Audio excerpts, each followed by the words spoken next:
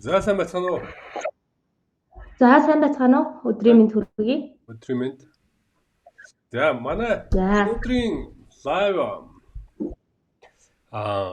ер нь 21 онд маркетинг ялангуяа сошиал интернет фэйсбүүкийн орчинд ямар трендүүд ер нь голлон нөлөөлөх нь вэ? Тэ? Ямар одоо зөв чиг хандлага илүү давмгаалах нь энэ талаар манай номон нийтлэл бэлдсэн. За тэгэхээр энэ яг энэ талаар өнөөдөр ярилцахаар бэлдсэн. Тэгэхээр ер нь ямар хандлагууд, трендүүдийн талаар өнөөдөр ярих гэж байна. Намаа. За өнөөдөр ерөнхийдөө Facebook маркетингийн талаар 10 трендийг ярина. За тэгэхээр Facebook бас сүүлийн 5 жилийн явд хамгийн хурдтай бас хамгийн яг идэвхтэй юм өсөлттэй байгаа. Ерөнхийдөө сошиал медиа маркетингийн сувг гэж бид нэр ойлгож болно.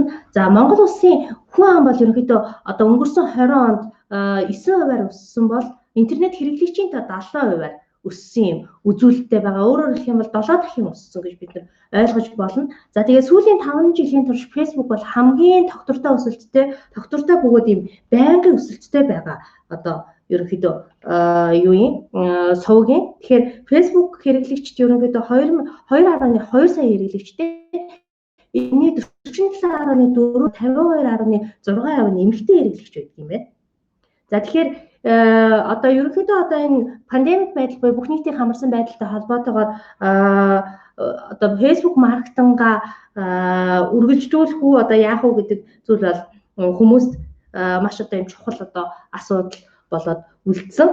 Яг уу одоо цаашаа энэ нөхцөл байдал хэцүү байгаа юм биш үү гэдэг ч юм уу тийм иймэрхүү байдал ингээд үлдсэн. Гэхдээ энэ бол тийм асуудал бол ерөөсөө биш. Бид нар бол цаашаа заавал үргэлжлүүлэх ёстой гэдгийг одоо өмнөх манай ковидын үеийн маркетинг гэдэг нийтлүүдээс бид нар бас харж байна. За тэгэхээр эхний одоо трендийг яриа. Эхний тренд бол лайвтай холбоотой. Лайв илүү өгөөжтэй байна гэдэг юм тренд гарсан байлээ. Тэгээ өмнөх жилүүдэд харьцуулахад Facebook лайв ашиглалт 26.8%-аар өссөн бол 2020 оны 2 дугаар улирлаас эрс сүлд ажиглагдаад 126% өссөн гэдэг юм мэдээлэл харагдж илээ. Тэгээ ерөнхийдөө хараад байхад лайв бол одоо бүх одоо дэлхийн нийтийг хамарж байгаа бизнесүүдийн 1% нь бол дандаа бизнестэй одоо лайв зөвлөгөө одоо лайв контентыг заавал оруулж байгаа. Энэ нь бизнесүүдийн хэрэглэгчдийн холбоо харилцаа тогтоох арга лайв болсон гэдгийг ерөнхийдөө харуулж ийн гэж бид нэр ойлгож байна. Тэгэхээр ер нь одоо яг энэ нэг хөл хорой энэ цар тахлын үед лайв контентын хэрэгцээ эсвэл лайв контент лайв хэлбэрээр хэрэглэгчтэй хүрдэг холбоо харилцаа мэдээлэл түгээдэг энэ аргачлал бол угаасаа энэ зөвхөн 4 сарын хугацаанд 126% өссөн гэсэн өндөр өсөлт гаргасан байна шүү дээ тий. Тэгэхээр энэ тренд энэ хэв маяг 21 онд ч гэсэн үргэлжлэнэ гэж үзэж байгаа юм байна тийм үү те? Тий. За тэгэхээр дараагийн тренд их чухал трендийн тухай бас ярьж байгаа юм байна. Тэгэхээр дараагийн трендийн хувьд бол за AR ecosystem. За AR augmented reality гэдэг энэ одоо технологид Facebook маш их анхаарал тавьж байгаа гэсэн ийм дүгнэлтийг бас мэргэжлүүд хийсэн байна. Тэгээ дараа жил ч гэсэн энэ 21 онд ч гэсэн энэ байдлаар нь хэвээр үргэлжлэнэ.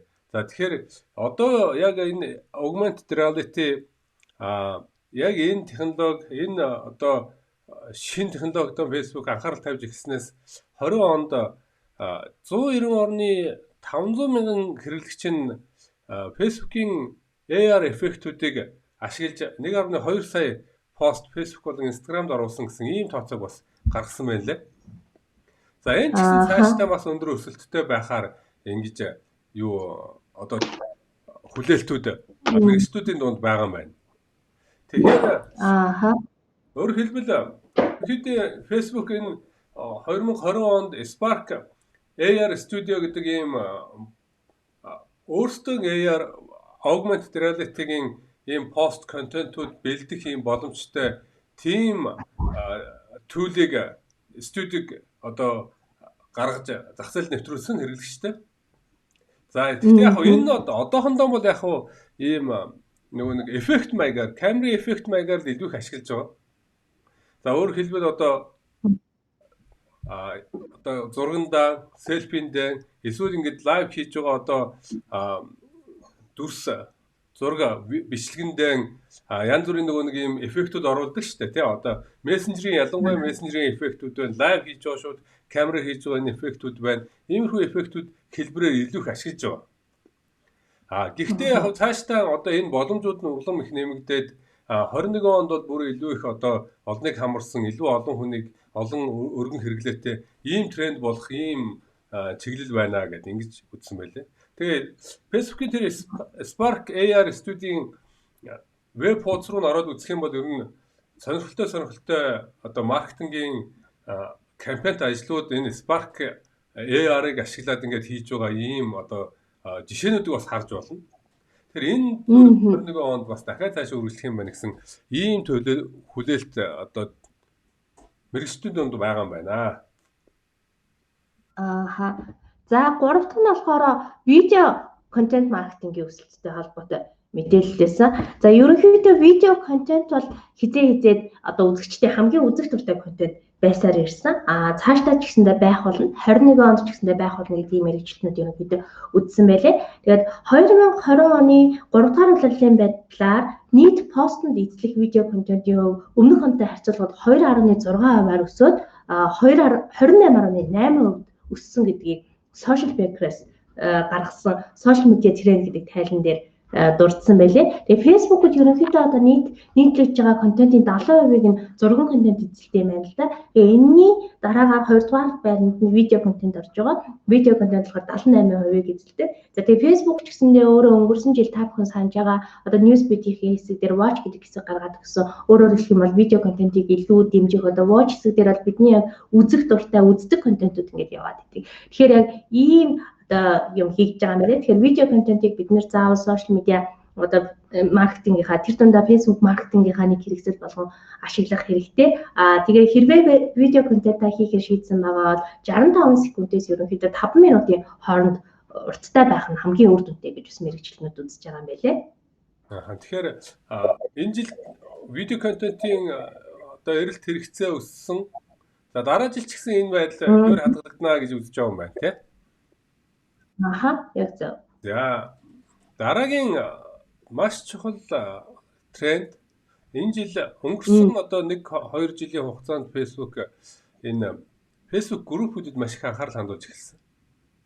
За тэгээд зөвөр энэ статистикийг харахаар нийтдээ 10 сая группэд 1.4 тэрбум хэрэглэгчнүүд сар бүр одоо идэвхтэй одоо оролцож одоо өөрийн гэсэн одоо группүүдэд оролцоотой ийм байна. Идэвхтэй группийг ашиглаж байна гэсэн ийм одоо статистик тоо мэдээллийг харж байна. Тэгэхээр ерөнхийдөө ийм нэг юм хаалттай тэгээд нэг тодорхой сонирхлын тодорхой одоо сэдвээр ярилцдаг тодорхой сонирхлын хүрээнд одоо нэгдэж нийлсэн ийм хүмүүсийн ийм группүүдийг Facebook ч гэсэн алгоритмын хэмжээнд маш их дэмжиж байгаа. Дээрэс нь хүмүүсийн хувьд ч гэсэн хэрэглэгчдийн хувьд ч гэсэн бүх зүйл паблик байхаас илүүтэйгээр тий паблик байхаас илүү тодорхой одоо таньдаг хүмүүс эсвэл найз нөхд эсвэл сонирхол нэгтэй хүмүүсийнхаа цугласан нэгдсэн энэ групп илүү их одоо тодорхой сэдвүүдээр ярих энэ үзэгдэл нь илүү өндөр одоо болж байгаа. За тэгэхээр ерөнхийдөө цаашдаа ч гэсэн энэ тренд бол илүү одоо ингэж хадгалагдаж бүр илүү идэвхтэй эрчтэй хөгжиж ингэж явах юм байна гэсэн ийм бас хүлээлтийг мэрэгчлүүд гаргаж байгаа юм байна. За нөгөө талаас бизнесийн байгууллагуудын хувьд Facebook группүүд өөр өөрсдийн группүүд нээсэн байдаг. За дээрэс нь тэр группүүд яг өөрийн гэсэн хэрэглэгчдийн группүүд үүсгэсэн байдаг. Тэрнээс гадна сүүлийн одоо 1-2 жилийн хугацаанд сүүлийн жилүүдэд Facebook пэйж хуудасаараа бусад группүүдэд нэгдэх ийм боломжууд гарч ирсэн.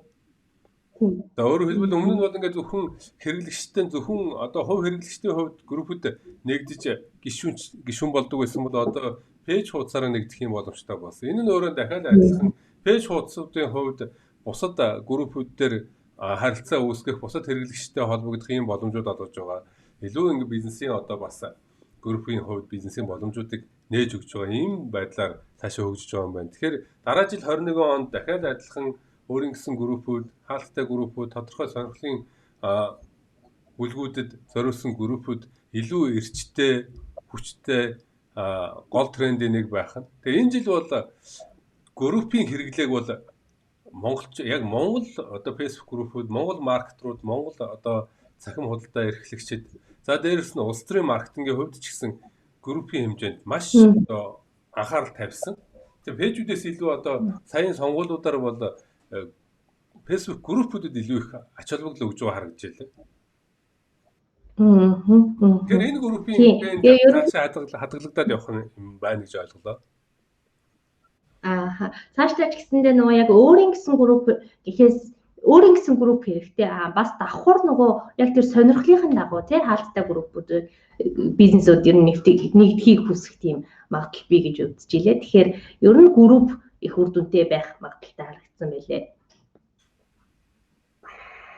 За тэгээд бүгдээрээ дараагийн хэсэг рүү оръё. 5 дахь тренд 2021 оны 5 дахь трендд ерөнхийдөө онлайн дэлгүүрүүд багтана гэж үзэж байгаа юм лээ. Тэгээд яг одоо энэ ковидтай холбоотойгоор үүссэн нөхцөл байдал те энэс холбоотойгоор хүмүүсийн хувьд онлайн дэлгүүр гэдэг бол амьдралынх нь бүр яг нэг хэсэг болоод байгаа. Тэгээд цаашдаа ч гэсэндээ энэ байдал ерөнхийдөө одоо үргэлжлэх байхаа гэж мэрэгчлэнүүд таамаглаж байгаа. Тэгээд 2020 оны ихээр те одоо энэ оны ихээр гэсэн үг. Энэ оны ихээр Facebook Shop шинжилгээ илүү боломж дүүрэн болгосон. Тэгээ энэ ч гэсэндээ бизнесийн байгууллагуудын хувьд Shop ашиглах илүү юм боломжтой одоо илүү үр дүнтэй байж чадхаар болсон. Тэгэхээр 2.6 тэрбум хэрэглэгчтэй хүчирхэг борлуулалтын сувг ерөнхийдөө энэ Shop гэж үзэж байгаа. Тэгэхээр энийг бол эргэл буцалтгүйгээр одоо бизнесүүд ашиглах хэрэгтэй гэж одоо бас мэрэгчлэнүүд үзэж байгаа юм билээ. За тэгэхээр ер нь бол саяын энэ жилийн нөгөө нэг юм хөл хорой одоо янз бүрийн хязгаарлалтууд, хөдөлгөөний хязгаарлалтууд тий энэ зүйлсээс болоод цахим худалдааны одоо хэлбэрт цахим худалдаа, онлайн худалдаа энэ бол үнэхээр одоо газар авсан яг бодит утгаар нь одоо энэ хэрэглээг илүү их одоо эрчимжүүлсэн ийм үйл явсан тий. Тэгэхээр Facebook ч гэсэн энэ дээр анхаарал shop юунуудаа илүү шинжилж гаргасан байсан. Тэгээд яг энэ зүйл нь дахиад илүү их анхаарал тавиад илүү хүчтэй одоо шинжилэл хийгээд ялангуяа жижиг дунд байгууллагуудын хувьд цахим худалдаа, онлайн худалдаа, захиалга үйлчлэгээний энэ боломжуудыг нэмж өгөх байхаа гэсэн ийм хүлээлт бас мэрэгчдүүдийн дунд байгаа юм байна. За дараагийн тренд юу байсан бэ? Дараагийн тренд за одоохон би юугаа үзүүлэнгээ гаргаа. За үзүүлэнгээ. Тэгээд ерөнхийдөө юутай холбоотой байна гэж ойлгосон? Сурталчилгааны плейсменттэй холбоотой байна гэж ойлгосон. Тийм байна аа. За тэгэхээр сурталчилгааны плейсмент яг нь ер нь Facebook маш олон сурталчилгаа байршуулах юм байршлыг санал болгодог.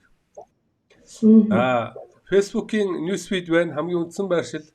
Instagram-ийн newsfeed, за stories, Messenger-ийн inbox, за видео дундуур тий ин стрим видео watch хэсэгт бас видео хэсэгт байна. Ингээд маш олон одоо сурталчилгааны байршлыг санал болгодог. За эндээс бол ингээд энэ жилийн бас статистик тоог харахаар newsfeed-ийн сурталчилгааны нийт сурталчилгааны төсвийн 52.2%-ийг эзэлж байна гэсэн ийм статистик гаргасан байна. Өөрөөр хэлбэл ерөөсөө маркетруудын хувьд гол төсвөө энэ Facebook newsfeed-ийн сурталчилгаанд зарцуулж байна гэдэг. Ийм статистик. За тэгээд дээрэс нь яг хуу дахиад нэг өөр тооны хувьд гэх юм бол ер нь ингээд энэ олон сурталчилгааны сурталчилгаа байршуулах энэ сонголтуудаас Facebook-ийн newsfeed сурталчилгаа илүү үр дүнтэй, илүү олныг хамарсан ийм байдлаар олон хүмүүсийн сонголт болоод ийм байдлаар цаашдаа 21 он ч гэсэн үргэлжлэх юм байна. Тэгэхээр гол шалтгааныг нь бол мэрэгчнүүд энэ ерөөсөө Facebook newsfeed-д байршуулсан сурталчилгаа үр дүнгийн хувьд бусад сурталчилгаатай харьцуулах юм бол илт давуу өндөр одоо үзүүлэлтийг харуулж байна гэсэн ийм тоог харсан байлаа. Жишээлбэл одоо сурталчилгааны үр дүнг болон харуулдаг CTR буюу одоо click to reach тэгээ одоо даралтын хувь байна тий одоо клик хийсэн хувь гэсэн. Харсан хүмүүсээс одоо клик хийж даралт илүү анхаарал тавьж байгаа энэ хувь. Энэ хувийн хувьд 1.8% гэсэн дундаж статистик гаргад юм байна. Newsfeed сурчлагын хувьд. Харин бусад сурчлага одоо юуны хувьд энэ стрим видео дундуур явуулдаг сурчлага эсвэл видео сурчлагынуудын хувьд бол энэ хувь 0.85-аас 0.65% ийм харьцаатай байдаг гэнэ. Тэгэхээр ерөнхийдөө гол одоо шалгуур гол одоо тэр юун дээр сурчлагын энэ тренд болж байгаа илүү одоо сонголт энэ болж байгаа энэ гол шалтгаан нь ер нь энэ үр дүнгийн тухай асуудал байна. Тэгэхээр энэ дараа жил ч гэсэн 21 онд ч гэсэн энэ үр дүн энэ одоо маркетруудын сонголт цаашаа хэвээр үргэлжлэх байхаа. Тэгэхээр бидний хувьд ч гэсэн анхаарал тавих гол зүйл маань гол сурчлагынхаа байршлыг Newsfeed тий энэ сурчлагын байршлыг бас орхиж болохгүй юм байна. Яг одоо сүүлийн үед Instagram байршуулж байгаа сурчлагууд илүү үр дүнтэй байна. Instagram-ийн сторинууд илүү үр дүнтэй байна. Гэхдээ л click to rate буюу одоо даралтын хувь хэмжээгээр юуны Newsfeed-ийн сурчлагатай харьцуулах ямар ч боломж байхгүй байна. Тэгэхээр 21 онд ч гэсэн одоо цаашдаа энэ сурчлага дахиад илүү давмгайлсан байдлаар үргэлжлэх юм байна гэсэн ийм таамаглалыг мэргэжлүүд гаргасан байлаа. За дараагийн хоёул тренд рүү орох үзэхлээ. За тийм. За дараагийн тренд бол чатботтой холбоотой байсан. Ерөнхийдөө чатбот мессенжер аппликейшнтэй холбоотой. Би яг санаж жилийн өмнө захирал дээр яг энэ 2020 оны тренд гэдэг лайвыг хийж исэн. Тэрэн дээр бас чатбот их өндөр өсөлттэй байна гэж гарч ирсэн. Тэгээд тэр өсөлтөөс давсан үзүүлэлт бас харагдаж байх шиг харагдаж илээ. Одоо чатботын хэрэглээ өснө нэмэгдэн гэдэг тал дээр. Тэгээд хэрэглэгчид ерөнхийдөө одоо юу хүсэж байна гэхээр бизнесийн байгууллагуудаас юу хүсэж байна гэхээр хялбар байдал бас шуурхай байдлыг хүсэж байгаа. Тэгээ энэ зөвхөн хүргэлт гэдэг одоо үйлчлэгээр хязгаарлагдахгүй хялбархан хүргэлт хийгдэх, хялбархан одоо шуурхай хүргэлт хийгдэх гэдгээр хязгаарлагдахгүй харилцааны явдал ч гэсэндээ тий ямар нэгэн чат бичгээд юм уу ямар нэгэн асуулт асуухад тэрэнд нь хэр хурдан хариу өгж байна гэдэгт хэрэглэж маш их анхаарч байгаа. Яагаад вэ гэхээр бид нар бас энэ талаар өмнө зөндөө нөгөө чатботыг ярьж ийсэн баг. Яагаад вэ гэхээр нөгөө битэд сонголт маш өргөн болсон. Одоо битэд ганцхан одоо тухайн бүтээгдэхүүн үйлчлэгээ борлуулдаг биш. Манай өрсөлдөгчид маш их. Тийм учраас өрсөлдөгчид хэн хурдан хариу өгж, хэн хурдан хэрэглэгчтэйгээ хялбар харилцаа үүсгэж чадж байна. Тэрийг одоо хэрэглэгч сонгодог болсон. Тэгэхээр чатбот бол их одоо үр дүнтэй нөлөөтэй байгаа гэж одоо үзэж байгаа юм байна мэрэгчлэнүүд. Тэгээ чатботын зах зээлийн хэмжээ 2019 онд 2.6 тэрбум доллар байсан. Харин 2024 он гэхэд тий одоо яг 3 жилийн дараа 2021 онд дарах гэж байгаа учраас тий 9.4 тэрбум хүрнэ гэсэн байлаа. Тэгэхээр энэ бараг ингээд 4 дахин өсөлт гэсэн үг тий энийг бизнес инсайтраас гаргасан. Тэгээ бас нэг судалгаагаас харахад ерөнхийдөө бизнесүүд тийм тий 40 сая бизнесүүд ерөнхийдөө чатбот мессенжер ер нь Facebook мессенжерийг харилцааны хэрэгсэл болгон хэрэгжилж байгаа. Тэгээ ганцхан сард 20 тэрбум мессеж бизнесийн байгууллага болон хувь хүмүүсийн хооронд явагддаг. Тэгэхээр энэ хооронд явагдаж байгаа одоо тэ хувь-хүнтэйгээ одоо жишээл би ажлынхаа хийнийгдээ бичиж байгаа чатыг бол тооцоогүй. Яг би ямар нэгэн бизнестэй харилцаж байгаа чатыг тооцоход 20 тэрбум мессеж явагддаг гэж ингэж гарсан байлээ. Тэгээ Facebook-ийн зүгээс ч гэсэндээ ерөнхийдөө энэ мессенжер аппликейшнийг маш их дэмжиж байгаа. Бид нар бас өнгөрсөн онд маш олон удаа ярьсан нөгөө Facebook-ийн Newsfeed алгоритмын талаар ямар контент олон хүнд хүрч байгаа талаар. Тэгэхээр ерөнхийдөө комент хамгийн сайн бичлэх нь олон хүнд хүрч байна гэдэг. Бид хэд бол чатботоор энэ асуудлыг маш сайн шийдсэн байгаа. Чатботоор бид хэд хүргэлт, захиалга, за тэгээ бусад ухаалаг пүнкт, за манай нэг харилцагчийн тухайд бол хэрэглэгчийн бүртгэлийг бол чатботоор маш сайн хийдэг. Ямар үйлчлэгээ сонирхсан байна, тухайн үйлчлэгээтэй холбоотой ямар асуулт үлдээсэн байна. Тухайн асуулттай холбоотой бид нэр эргүүлээд утсаар хариад холбогдох ч юм уу. Энэ нь бол борлуулалтын дуурайг их сайн нөлөөлж байгаа. За тэгээ хүргэлтийн бүртгэл гэдэг ч юм уу. Иймэрхүү зүйлүүдийг маш сайн авч чадж байгаа учраас чатбот цаашдаа ч гэсэндээ асар их нэмэгдэх бизнесийн байгууллагууд ч гэсэндээ энэ чатботыг өөрийнхөө борлуулалтын харилцааныгоо сувг болгон ашиглана гэж одоо мэрэгчлэнүүд үзэж байгаа юм байлээ. Тэгэхээр ер нь бол ингээд чатботын хэрэглээ зөвхөн түгээмэл асуултуудад хариу өгөх биш. Илүү цаашаа хязгааргүй боломжууд байгаа. Энэ боломжууд 21 онд ч гэсэн илүү сайн нэмэгдэх байхаа. Тэгэхээр бүр л илүү одоо одоо тренд болж хөгжнө гэсэн ийм хүлээлтийг бас бизнесийн байгууллагууд гаргаад байна. Захирлаа манай бас чатбот темплейт худалдаалж байгаа тийм ээ.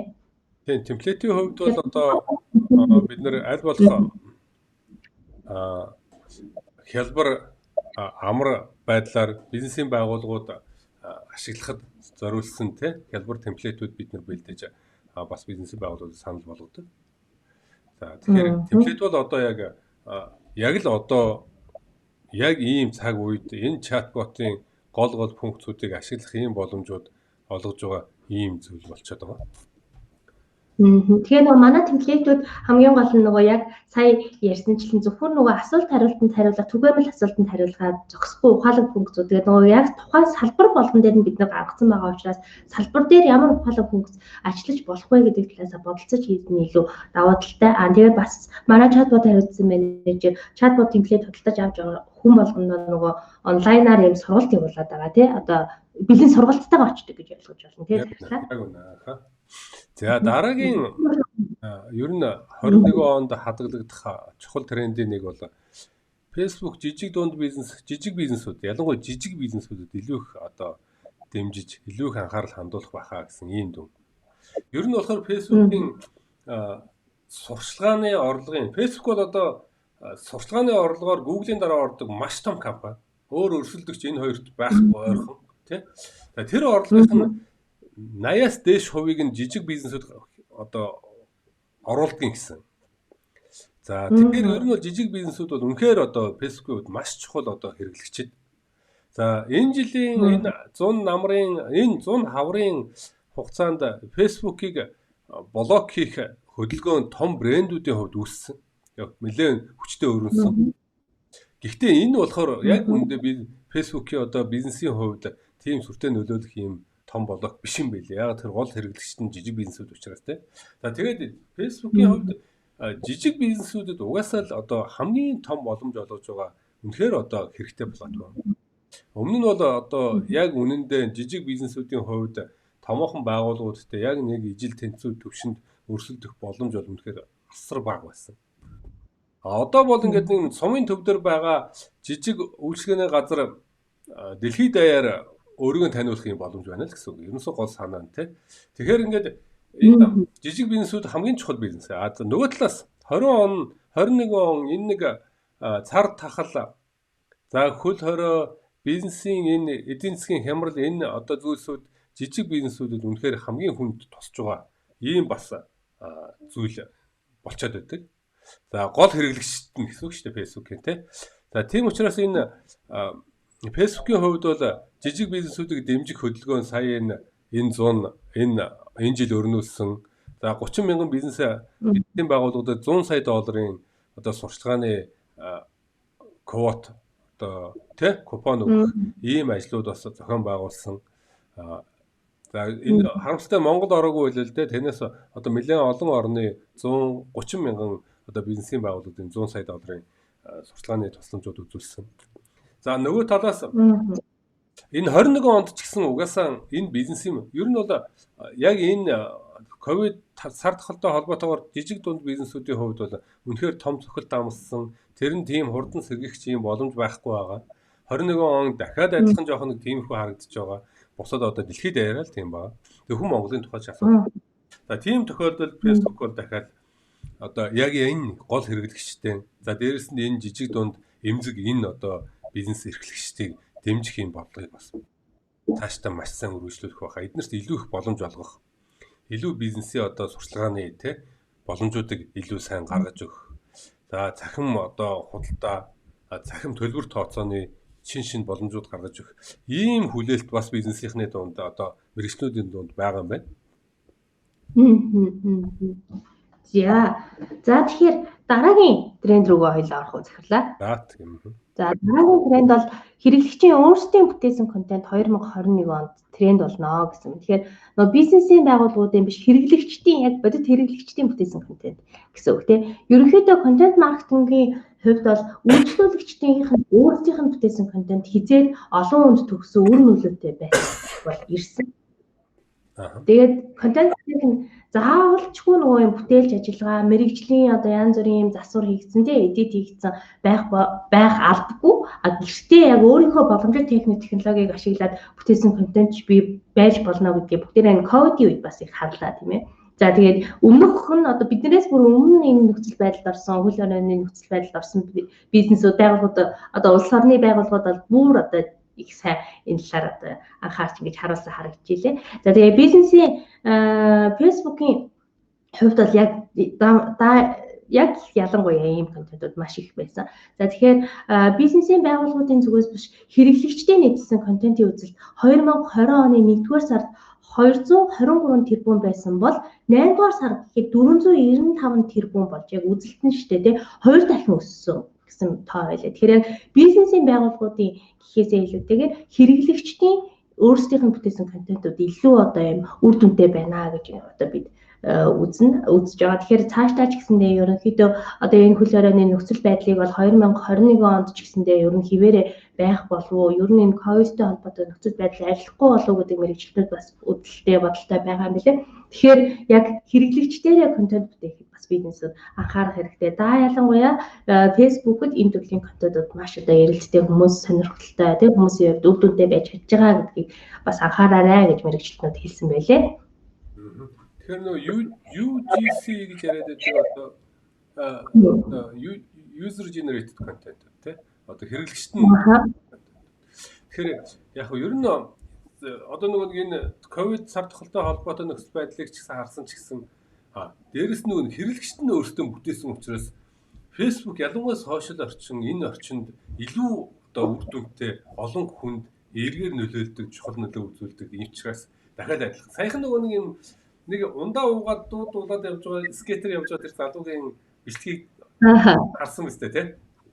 Харсан. Тий. Тэр чинь өөрөө тэгэл тэр бүм үзэлт байна шүү дээ.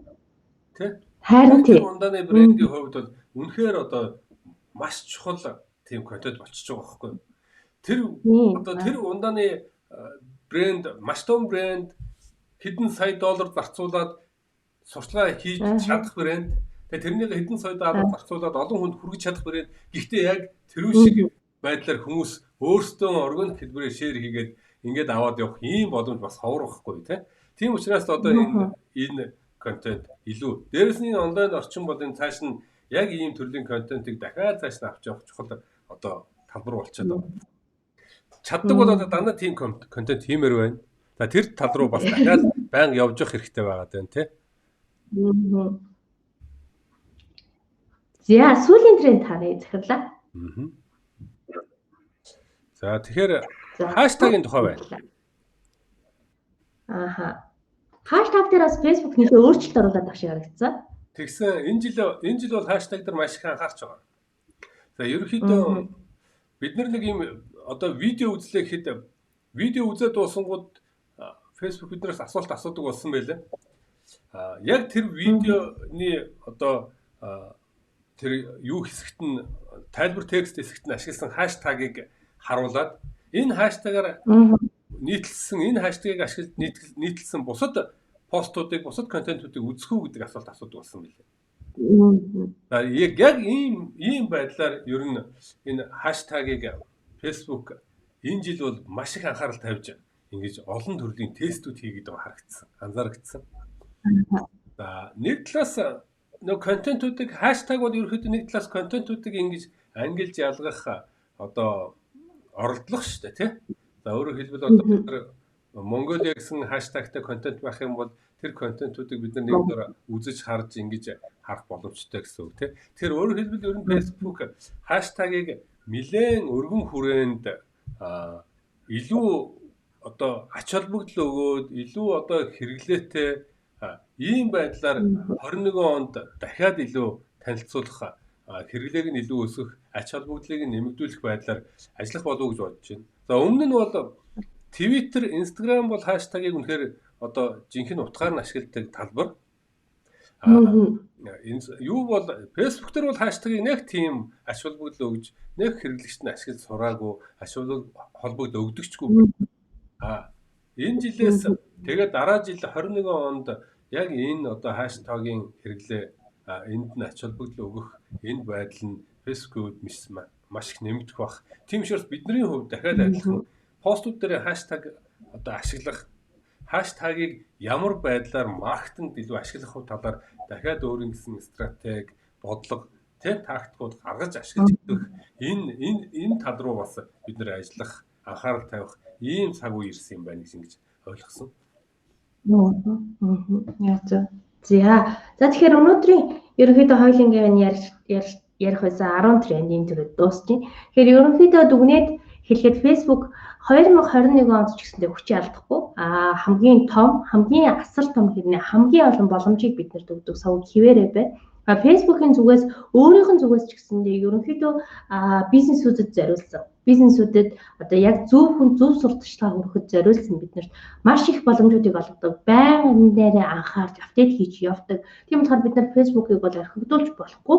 Гол сувг байна. Гэхдээ бид нар бас лайв болгон дээр хэлж байгаа ганцхан сувг бид нар найдаж болохгүй гэдэг зүйлийг ярьж байгаа. Тэгэхээр ганцхан сувг бид нар найдаж болохгүй. Өөр сувгуудаа бас жаах хэрэгтэй. Гэхдээ сувг болгон дээр бас ингэж яаж анхаарах вэ гэдгээ тодорхой хэмжээний төлөвлөгөөтэй тийм ээ зүг байх болов уу гэж ингэж бодож байна. Тэгээд ер нь одоо энэ хийгдсэн юг харахад трендүүдийг харахад гарсан трендүүдийг харахад өнгөрсөн оны 20 онд гаргаж ирсэн трендүүдтэй бол чатботын хувьд бол яг нийлсэн харагдчихлээ. Бүр яг нийлсэн. За тэгээд дараагаар нь хэрэглэгчийн нөгөө энгийн контент гэдэг тийм сая ярьсан хэрэглэгчийн өөрсдийнх нь бүтээсэн контент гэдэг. Тэгээд энгийн контент гэдэг зүйл дээр бас илүү яг 20 онд гаргаж ирсэн таамаглал дээр их нийлсэн харагдчихлээ. Энэ мэдчлэн нийлж байгаа зүйлүүд бас байна лээ. Тэгэхээр нөгөө ковид хэдийгээр гарсан ч гэсэндээ бас энэ таамаглалууд 22 онд ч гэсэндээ ер нь биелээ олцсон байх болов уу гэж бодож байна. Тэгэхээр Facebook-ийн хувьд нэг юуны асуудал бас 20 онд хамгийн их тулгарсан нэг асуудал байгаад байна. Ялангуяа маркетинг хийх. Тэр нь одоо бас 21 онд тренд болж ингэж хадгалагдах болов яах бол нөгөө нэг сурталчилгаа батлагддаггүй, сурталчилгааны аккаунтууд хаагддаг, янз бүрийн дүрм журмын өөрчлөлтүүдийг нэг хэн шөнийн дотор хийдэг, нөгөөх нь маш олныг хамарсан асуудал үүсгдэг ийм юмнууд бас магадгүй миний бодлоор бол цаашаа үргэлжлэх болов уу гэж бодож байна. Тэ? Одоо яагаад гэхээр тэр асуудал нь Facebook-ийн хувьд анхаарах ёстой асуудал хэвээр байгаад байгаа. Тийм учраас бас л нэг ийм асуудалд байнгын үргэлжлэх болов гэсэн ийм таамаг бас байна. За нөгөө талаас Facebook ийм асуудлууд их гаргадаг учраас ганцхан Facebook-т бас анхаарч болохгүй болчиход байгаа. За нөгөө талаас Instagram, за одоо сүүлийн үед TikTok-ын талаар үнэхээр ярьж байна. Хэрэглэгчдийн тоон яг энэ ковидын үеэр ялангуяа асар өндөр хурдтай өссөн.